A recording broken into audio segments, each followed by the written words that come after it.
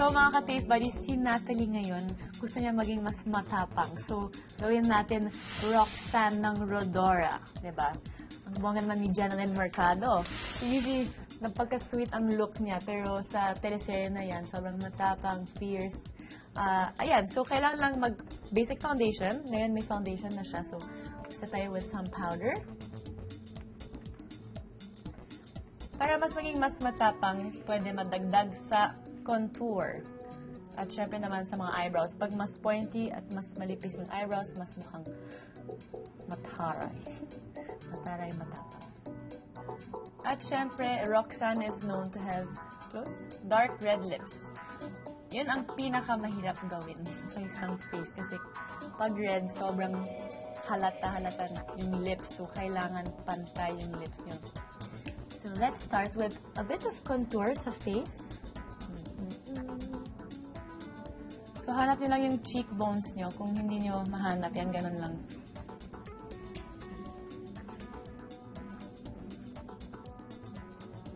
Go lang ng go kayo sa contour. This is the moment to let go.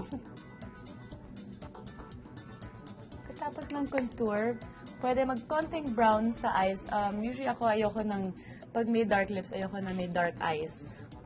Sa picture na to, parang mas darker yung eyes ni Roxanne.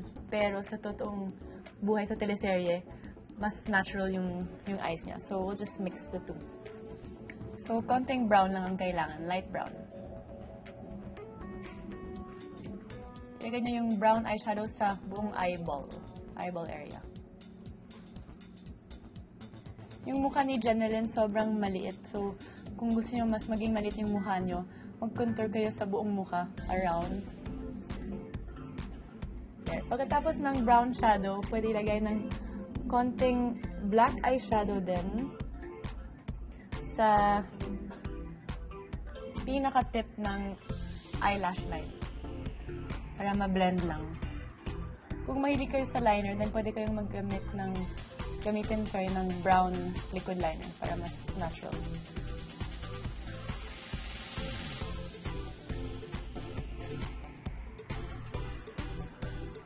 There.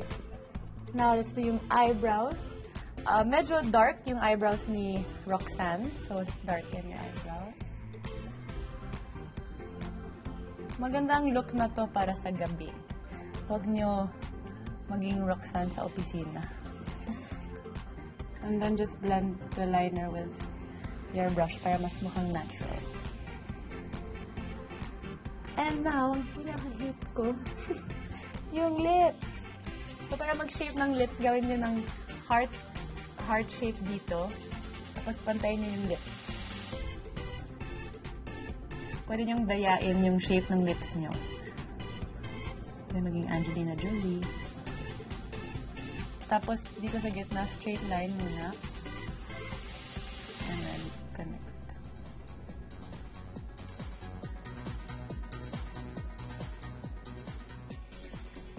Ang magandang red dito, yung parang brownish na red, yung dark maroon or super dark red. Hindi yung parang Chinese red.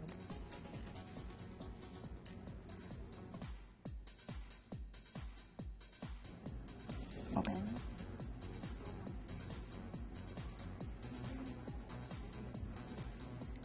Tsaka ngayon, time to curl the lashes.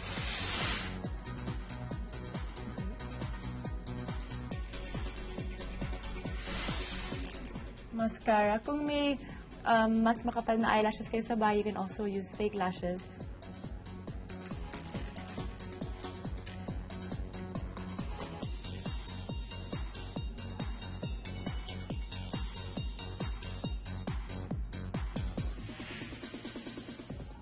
Si Roxanne mas sa baba yung blush. Mas parang half moon shape. Kesa sa bilog. Yung bilog pa sweet.